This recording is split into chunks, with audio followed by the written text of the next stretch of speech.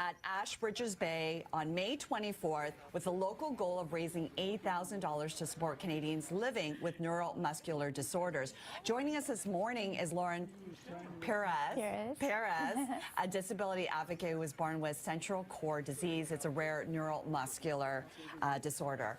Lauren, thank you so much for joining us. Thank you for having me.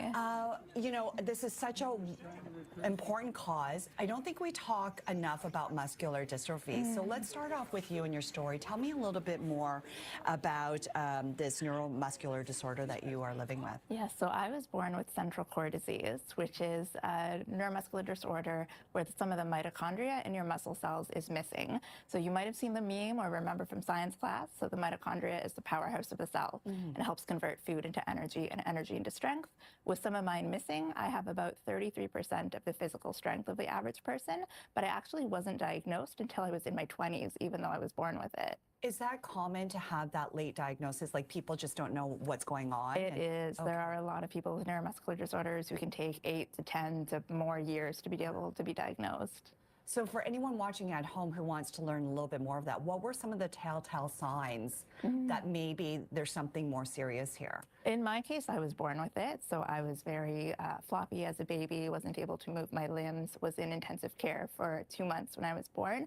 And as I grew up, I had delayed motor milestones, always more difficulty with things like jumping and running. And so I would say if you're experiencing similar difficulties with physical movement, perhaps that is something to look into. So in terms of quality of life, how does this impact you?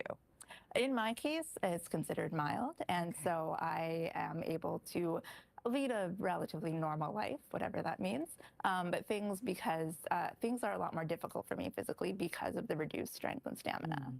So then what do you do to maintain the strength and stamina that you need? Well, with the walk and roll coming up, it's really given me a chance to walk my first 5K, which is very exciting. It's a long-term goal that I've always had, and I'm really glad to be doing it now for a great cause and at a great time. So this is your first time joining the walk. It is. What made you want to do this? I have actually never experienced community around neuromuscular disorders. Even though I was born with it, I have never been physically around people who also went through my family's medical journey and mine. And so that is, I think, the thing that I'm most excited about is to actually be around people who also have neuromuscular disorders for the first time in my life. I feel like this is something, though, that we don't talk enough about. So you're a real advocate for this, and you're really trying to get the word out there. What would you like people to know? I would love for people to listen to people in their lives who have neuromuscular disorders, or maybe seek out the experiences of people with neuromuscular disorders to hear more about what we go through and how we can be supported.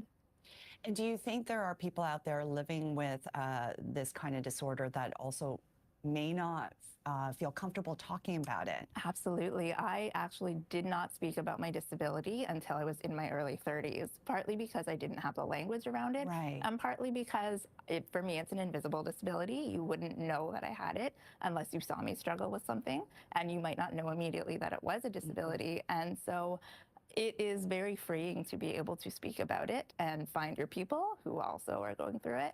But it is very difficult to be able to reach that point for a lot of people. Yeah, so I hope by us having this conversation, it'll really inspire others to be able to speak up, but also learn about it. I hope so. Yes. So you must be so excited about the walk then. I'm very excited. Taking place May 24th from 11 to 1 p.m. at Ashbridges Bay Park, which is such a beautiful location. It's gorgeous. And I love the name Walk and Roll for Muscular Dystrophy Canada. And if you want more information, if you want to help out Lauren, the main website page is muscle.ca, which is so fantastic. Good luck. Thank you so much. Yeah, and thank you so much for joining us. It's been a pleasure. We're going to take a break here on CP24 Breakfast. More to come.